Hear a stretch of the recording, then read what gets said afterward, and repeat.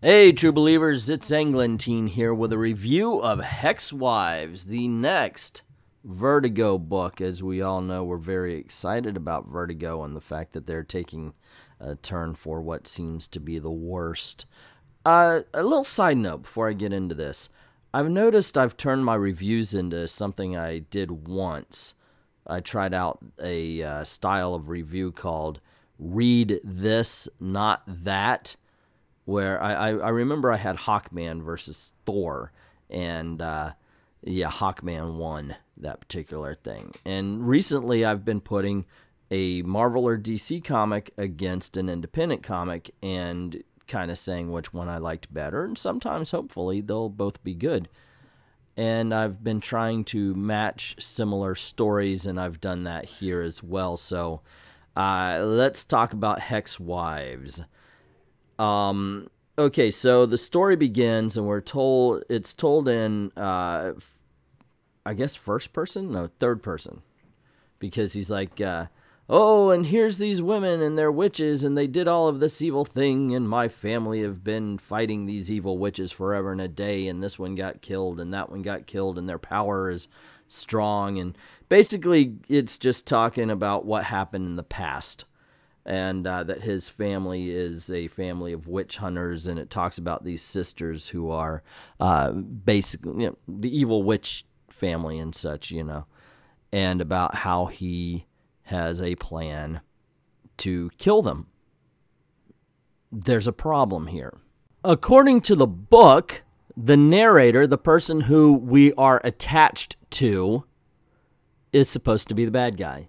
You find that out later, but as it goes, you're seeing these evil women do evil things. And then the guy says, wait a second, I have a solution.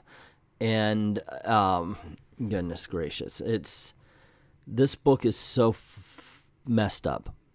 And I don't mean like messed up like the things you see in it are bad. There's some evil done here, and it's explained. Every time somebody goes after the witches, they do unspeakable things, and they're horrible creatures and horrible characters. I'm not talking about that kind of thing. We've seen we've seen worse in other comic books. What I'm talking about is the horrible things. Oh my gosh. Anyway, okay, you know what? So he says, I've got an idea. What's something we haven't tried? This guy, the gentleman we see right here, he has a plan, and the plan is love. A willing kiss is what will keep them. So from there, we get to another chapter of the book where we see the witches, and they're happily married, and it's a very 1950s aesthetic.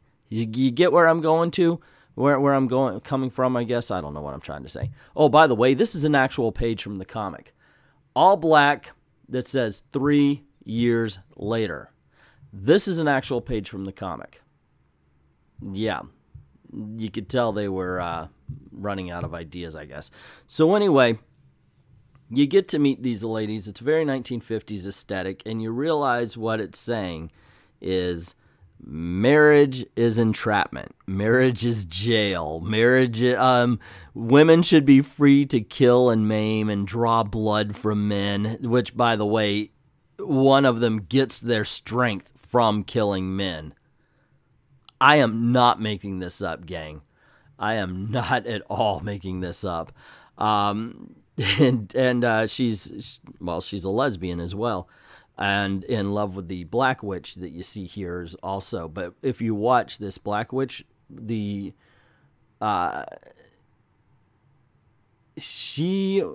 oh my goodness gracious, she's an addict in this. So it shows that their lives, they're entrapped in marriage.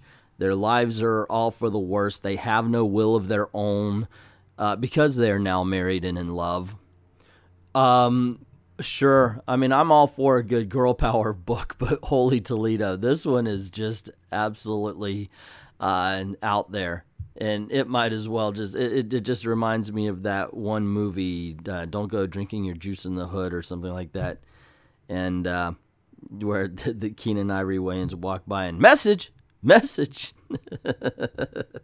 Anyway, yeah, gang, I'm not going to recommend this book. It's not good, and it shifts tones, it shifts perspectives, and it tries to get you to shift loyalties. But if you see these creatures as they wanted you to, if you see the witches as they were written in the beginning as murderous, vile creatures, how are you going to be mad at the fact that they've entrapped them, even though it's in marriage, and marriage takes away a woman's power? I swear to God, that's the message of the book so far. But I'm sorry, it's a fail. It's a fail, gang.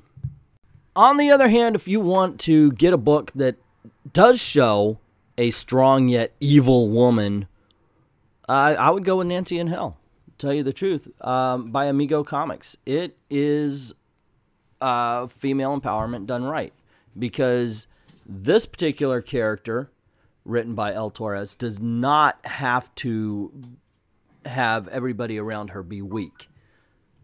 That was the biggest problem of or one of the big problems of Hex Wives.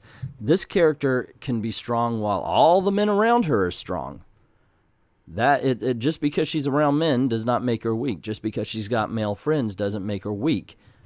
I don't understand, how is it empowering if somebody gets married, they're weak. In this case, Nancy's in hell, obviously, because it's Nancy in Hell. And this particular story has her chained up by a priest who wants her to get rid of her anchor, her chainsaw, which would then cause her to be a brain dead, basically a zombie in hell. And this would, of course, in his opinion, free her soul. And her friends know that she's in trouble, so basically they are planning on making a breakout for her. And now you could see this, oh, well, she needs help from her guy friends, and that makes it, no, she does not. Now, granted, help can be provided, but she is a very capable woman. It's a very, she does all the same evil things. This is a very violent book, very sexual book as well. Well, I wouldn't call it sexual, although there is nudity in it. Obviously, I can't show it here, but it's got some interesting takes on what goes on in the afterlife, in hell particularly. And I like the character Satan in this as well, because he's been drugged somehow, and he gets loose in this issue. It's a lot of fun. And that's one of the best things about the book. It is a lot of fun. Granted, if you follow the Bible, you're going to look at this and go, what are they doing? If you'll let things get to you, because it's not exactly accurate, but it's a freaking comic book. It's entertainment, and you should take it with a grain of salt as far as that's concerned. This and Hex Wives is not for kids, by the way, if that hasn't been made clear. This is, they're both written and drawn graphically. They're, this one at least is a lot of fun. Hex Wives is just a joke.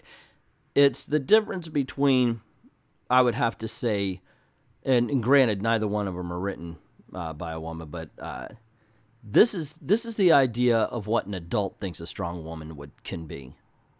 And Hex Wives is the idea of what some member of Antifa in college thinks a strong woman should be. And that's a huge difference.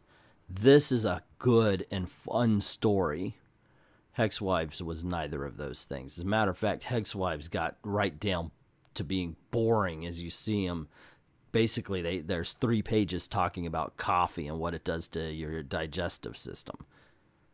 The Hex Wives is witches that have a slice of life part of the comic. This is balls out action with a character that doesn't have balls. So I'm sorry, but if I'm choosing one or the other, this is the one I'm choosing. That's just the way it's gonna be. Every time, twice on Tuesday, I'll tell you, hey, go check out Nancy in Hell. I've reviewed the first issue for the patrons, and well, I didn't get any feedback, but I enjoyed reading it for that, and I've been reading the book ever since. I'm very happy to be able to share it with you guys in this kind of review. And if I am doing a read this, not that, obviously, I am saying read Nancy in Hell, not Hex Wives. But that's just my opinion. What is yours? Have you read Nancy in Hell, or have you read Hex Wives? What did you think? Did you like them? Did you hate them? Do you disagree? Maybe Hex Wives is better than Nancy in Hell. Let me know in the comments below. Also, if you like this video, you want to see more, you know the drill. Click like, click share, of course. That gets word out about the channel. And don't forget to hit that, what am I saying? Oh yeah, subscription or the notification bell. Make sure that's rung, because sometimes they actually do their job and alert people when there's videos and live streams coming out. Also, this is the way I'm trying to make a living. I know everybody's trying to make a living, but this is the way I'm trying to. If you don't mind helping out the channel, go on over to Patreon, drop $1 in the till. Helps keep the lights on and help us keep making videos for you. Like, thank everybody who's already done that, and to everyone, all of the true believers, thank you very, very much for watching.